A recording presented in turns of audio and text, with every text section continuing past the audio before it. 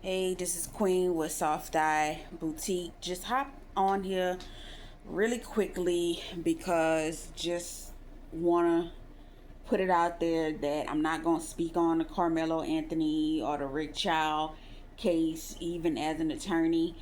Um, the only thing I feel comfortable with saying is as an attorney and as an attorney who used to work in the criminal field as a public defender, that I'm just numb to everything.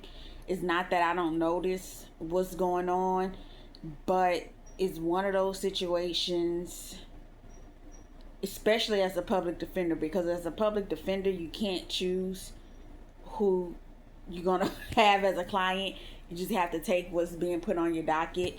And the position that I was in, as because I wasn't an actual staff attorney, I was what you would call a first appearance attorney when people come up for bond. So pretty much I was representing everybody who was coming up for bond in the parish that I'm in, even people who eventually got a private attorney. And a lot of people don't know that at that stage you can get cases thrown out on no probable cause. So,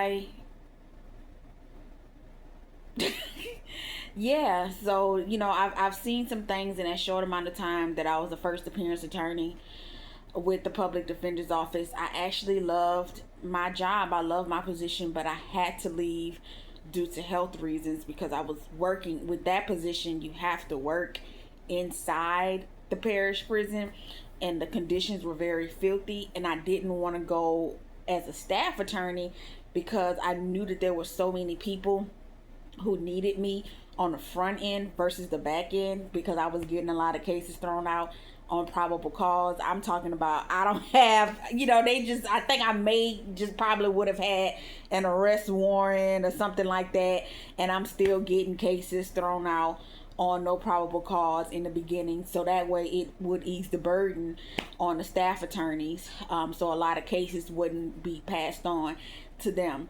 So with that being said, I just experienced a lot of things in this so-called criminal justice system that we have. And to be honest, I really haven't. I've kind of browsed and skimmed the cases. I haven't really gone in depth because you cannot really legally analyze a case if you haven't gone directly through the record, and the record that takes a lot of time. So you would need to get the court transcripts. You would need to know what you're looking at in the court transcripts as far as procedural wise, not just what they're saying in the court transcripts. So it's a lot of things that people don't fully understand when it comes to legal analysis, and a lot of people speaking on situations that they really don't know. So basically I'm saying all this to say is that I haven't really looked at any of the court documents in order for me to form an educated legal opinion or analysis of the case, and I probably won't do that because I'm not into the whole legal analysis in the court of public opinion thing. That's just not how I operate as an attorney anyway. So when I do my legal analysis and I'm saying, well, this should have happened, this should have happened, or that should have happened, I'm telling this to the Court of Appeal or the Supreme Court as far as in the state that I'm in, right? So, or the circuit, the federal circuit that I'm in as well too. So that's when I'm doing legal analysis. I'm vehemently against the court of public opinion. I personally do not like to speak out against certain crimes and cases on my any of my platforms. Also, I think the only time I really will speak out about a legal situation that I will feel comfortable with speaking out about is when it comes to intellectual property. And I'm still careful when it comes to that as well, especially if another attorney is attached to it, because if you don't know anything about attorneys, they hold grudges, and they'll never let stuff go when you call them out for being wrong. So I try to, and I'm not gonna say what I was about to say when it comes to that, but I try not to give legal analysis on situations where other attorneys have done work, because I'm telling you, they will not let it go. They will find you, and it's just little small little things that they will do to where you can't prove that it's them, but you know that it's them, and they're trying to come after you because you made this legal analysis. Just real, it's just mind-boggling once you sit down and think about it. So with that being said, yeah, it's just a lot going on, and I tell people there's just some things that the black community need to do on the front end. So when it gets to that point where we're ending up in court, our children ending up in court, where it doesn't even have to be a murder charge. It can be what we would call a petty crime, a misdemeanor, then it's quickly disposed of and it's quickly taken care of. And there's some things that we need to do on the front end that really is not being done.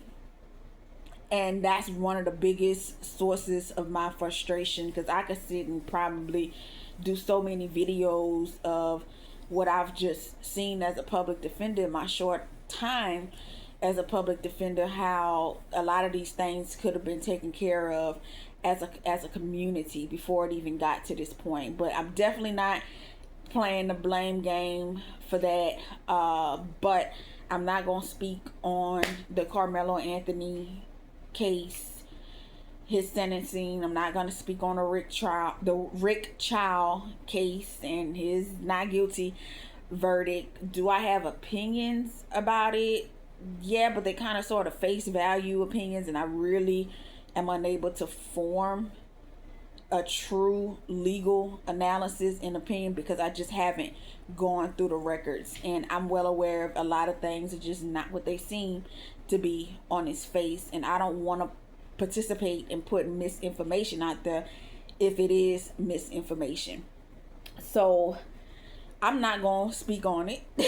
So as of this video, I do not have an opinion, because I really don't have an opinion. I'm just sorry that all of this is going on. That's what I would say. I just hate that this is just continuing to go on, and the black community is continuing to experience this. But you know, that's what happens when you have coons and stepping fetches and, you know, all these tap dancers in place in the legal field and everything. You know, I a lot of times I'll get online and I'll see people say we need more black attorneys, and people don't realize with the little proverbial 2 to 5%, because the percentage always changes, with the little 2%, 5% of black attorneys that we have, you can do a lot of change with that. And the change is not happening because they simply don't want it to happen, and I need people to understand that.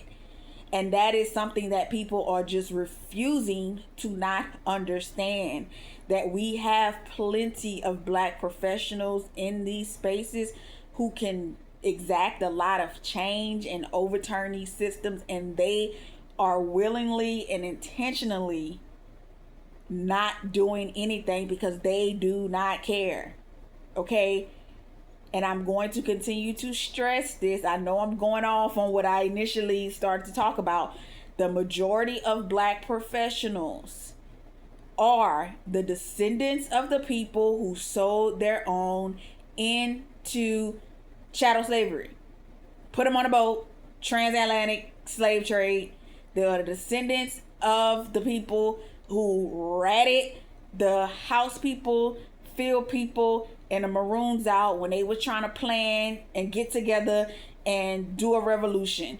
These are the black folks who are in these professional fields, and especially in the legal field as attorneys. So please do not get it twisted. There are plenty of black attorneys here, and they do not care.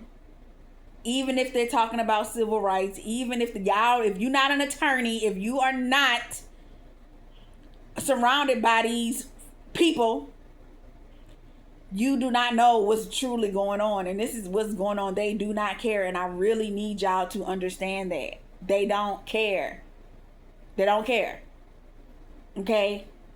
So all of this stuff that y'all seeing, people who are not attorneys, what y'all getting is just surface level face value foolishness, tomfoolery, and it really doesn't matter. You could be just I don't even like to say low level attorney, because an attorney is an attorney, and it is a huge accomplishment. But you could be the attorney who's pretty much like a used car salesman, and you still have so much power. You can say things and people would just believe you, people who are not an attorney. So that's how much power people have as an attorney, and they're not doing anything. They don't care. They don't care. The black men and the black women who are attorneys and judges and commissioners and all that, y'all, y'all, it's just, yeah. So what's going on is y'all seeing what's going on. So I just really need y'all to understand that we have so many people in place who they share the same skin color as us, and they in these positions, and they don't care, in the legislature and everything too. So yeah, I'm gonna hop off real quick, but just want to let y'all know, yeah, I'm not giving an opinion on or a legal analysis on the Karmelo Anthony or the Rick Chow situation. Queen, Soft Eye Boutique.